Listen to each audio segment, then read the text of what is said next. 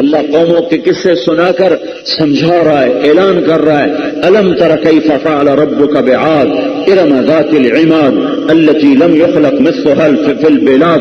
ایک قوم آئی تھی، قوم عاد، جو 300 سال میں مکمل جوان ہوتے تھے، ان جیسا اللہ نے بنایا نہ تھا۔ وہ اپنے نبی سے کہنے لگے من اشد منا قوہ، ہم سے کوئی طاقتور ہے، ہم سے کوئی طاقتور ہے، کوئی ہے تو لا جس سے ہم لڑ سکیں، تیرے رب کا عذاب ہے کہاں؟ تو ایسے الٹی سیدھی باتیں، ان نقول الا اعتراک بعض آلہتنا بسوء، لگتا ہے ہمارے سچے خداؤں نے تیری عقل کو پھیر دیا ہے، اس لیے تو بہکی باتیں کرتا ہے۔ پھر ان کی نافرمانی جب حد سے آگے چلی گئی تو پھر اللہ نے ہوا کو حکم دیا، فارسلنا علیہم ریحا صرصرا، ہوا آئی۔ حضرت علی کا فرمان ہے، پانی جتنا آسمان سے اترتا ہے ایک فرشتے کے پیمانے سے تل کے اترتا ہے، اور ہوا جب چلتی ہے تو فرشتے کے ہاتھ میں اس کی لگام ہوتی ہے، لیکن دو قوموں پہ جب نوح علیہ السلام کی قوم پہ پانی اللہ نے برسایا تو فرشتہ بے بس ہو گیا، اور فرشتہ اس پانی کو سنبھالنے سے عاجز ہوا، اللہ کا امر اس پانی کو سنبھال رہا تھا۔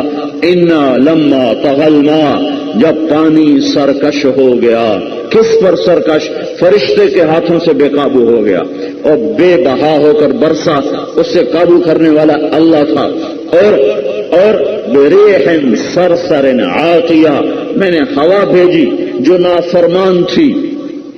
وہ ہوا کس کی نافرمان تھی؟ فرشتے کی۔ فرشتہ اس ہوا کو قابو نہ کر سکا۔ ہاں، اور ہوا میں سے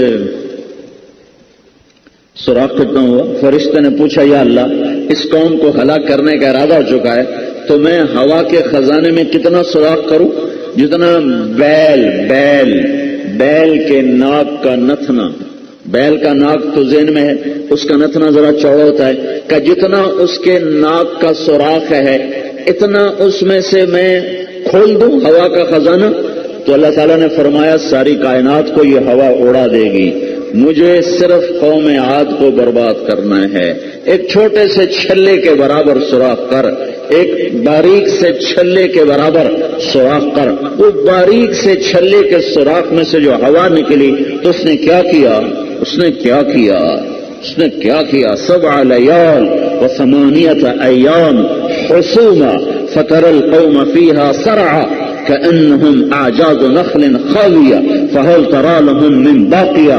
7 رات اور 8 دن وہ ہوا چلی اور اس میں خوفناک آواز، اور قوم عاد کے قد ہوتے تھے 150 فٹ کا ایک آدمی ہوتا تھا، ایسے قداور لوگ تھے، 50 ہاتھ جو ان کا قد ہوتا تھا، اور 50 ہاتھ 25 انچ کا ہوتا ہے، 100 فٹ سے اوپر ان کے قد، 300 سال کی عمر میں مکمل جوان، اور ہوا نے ان کو تنکوں کی طرح اٹھایا، وہ بھاگے گھروں کو، چھتیں اڑ گئیں، دیواریں اڑ گئیں، پھر وہ بھاگ کے چلے غاروں میں جا گھسے تو ہوا کے بگولے یوں بنتے تھے، یوں، اور وہ غار کے اندر جاتے تھے اور یوں گھومتے تھے جیسے گراری گھومتی ہے، تو ان کو تنکوں کی طرح گھما دیتے تھے اور ان کو کھینچ کے باہر لاتے، پھر ان کو اوپر لے جاتے، پھر اوپر جا کے ان کے سروں کو ٹکراتے۔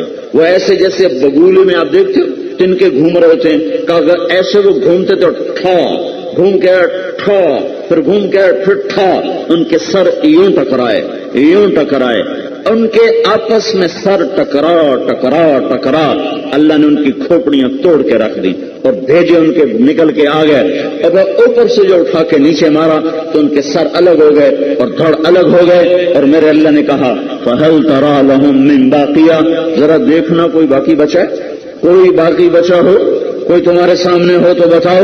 یہ اللہ کی سنت ہے، جب دھرتی کے انسان باغی ہو جاتے ہیں، نافرمانی پر اللہ درگزر کرتا ہے، جب بغاوت ہو جاتی ہے، بغاوت کا کیا مطلب ہے؟ جب کھلے عام اللہ کی نافرمانی کی جاتی ہے اور اللہ کی نافرمانیوں سے اللہ کو للکارا جاتا ہے، پھر میرے اللہ کا دوسرا نظام چلتا ہے۔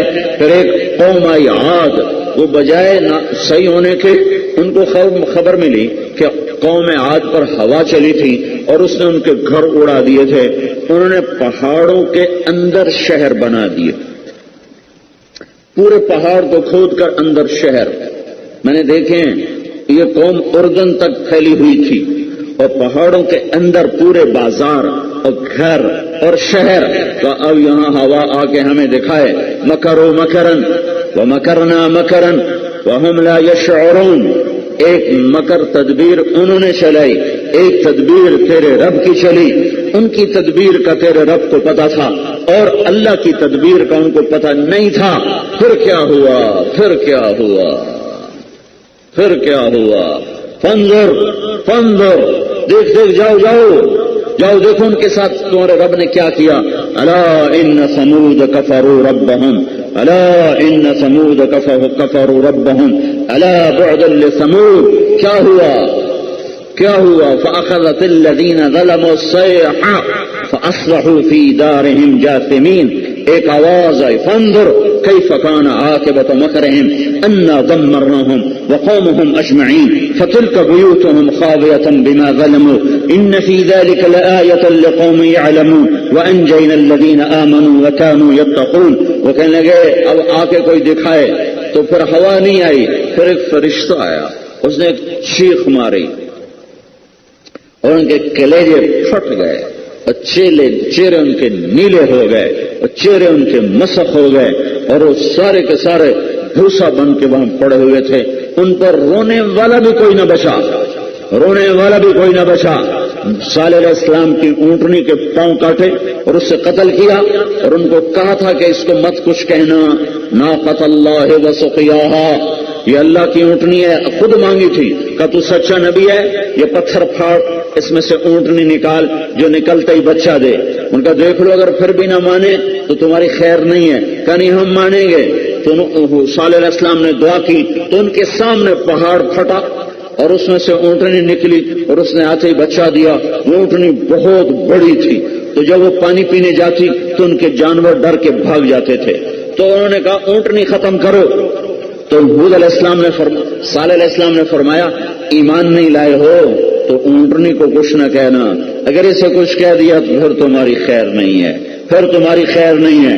تو ایک عورت کی بہت زیادہ بکریاں تھیں، اس کی بکریاں پانی پینے جاتی، وہ ڈر جاتی اونٹنی کو دیکھ کر، تو اس نے اعلان کیا جو صالح کی اونٹنی کو قتل کرے گا میں اسے 100 بکریاں بھی دوں گی اور اپنی بیٹی نکاح میں دوں گی۔ عورت کا لالچ بڑے بڑے انسانوں کو اڑا کے رکھ دیتا ہے، پاگل بنا دیتا ہے۔ ایک شخص قیدار، وہ چھپ کے بیٹھا، جب وہ اونٹنی آئی اور اس نے آ کے پانی پیا تو اس نے چاروں پاؤں اس کے کاٹ لیے۔ جو ہی چاروں پاؤں کاٹے تو یہ اندھیرا چھا گیا، تو صالح علیہ السلام پکارے ہے، انہوں نے وہ کر دیا۔ فکذبوہ فعقروہا فدمدم علیہم ربہم بذنبہم فسواہا ولا یخاف عقباہا، کہ انہوں نے مار دیا اونٹنی کو، بدبختوں نے تباہی کو دعوت دی۔ پکڑو اس کے بچے کو، پکڑو، بھاگو بھاگو۔ جو ایمان لائے تھے نا اس کے بچے کو پکڑو، تو وہ لوگوں نے دوڑ لگائی بچے کے پیچھے، بچہ آگے آگے، لوگ پیچھے پیچھے، تو وہ تیز رفتار، آخر اونٹنے کے بچے کو پکڑنا کوئی آسان۔ تو جب وہ بھاگا کدھر، جس پہاڑ سے ماں نکلی تھی ادھر کو بھاگا، اور جب وہ وہاں پہنچا تو اس نے بستی کی طرف منہ کر کے 3 دفعہ چیخ ماری زور سے، تو پہاڑ پھٹا، اس نے چھلانگ لگائی اور پھر غائب ہو گیا۔ جب واپس آئے تو کہا کیا ہوا؟ کہا جی اس نے 3 دفعہ چیخ ماری، پہاڑ پھٹا اور اندر، کا 3 دن انتظار کرو، تیسرے دن تم پہ عذاب آئے گا۔ وہ ایسے کم وقت تھے، بجائے ایمان لانے کے عذاب کا انتظار کرنے لگا۔ اچھا دیکھتے ہیں جب آئے گا تو دیکھتے ہیں۔ جب فطرت مسخ ہو جاتی ہے تو پھر معجزے بھی کام نہیں آتے اور ایسے کوڑے بھی کام نہیں آتے۔ میں نے دیکھا ہے انسانی تاریخ میں لوگ معجزات کو دیکھ کر ایمان نہیں لائے، ہمیشہ دعوت کے ذریعے سے ایمان آیا ہے۔ بہت کم لوگ، یہ نہیں کہتا کہ بالکل نہیں لائے، جادوگر ایمان لائے موسیٰ علیہ السلام کا معجزہ دیکھ کر، ایسے بہت تھوڑے لوگ ہیں۔ اور یہ جو 70,000 جادوگر ہے نا، یہ ایسی فضول بات ہے، 70,000 تو ٹوٹل آبادی نہیں ہوگی، تو 70,000 جادوگر کہاں سے اکٹھے ہو گئے؟ کچھ جادوگر تھے جنہیں اکٹھا کیا تھا۔ اور ایسے ہی عیسیٰ علیہ السلام کا دسترخوان دیکھ کر کچھ لوگ ایمان لائے، لیکن یہ عام طور پر ایسا نہیں ہے کہ معجزہ دیکھ کر لوگ کلمہ پڑھتے ہوں اور اڑ جاتے.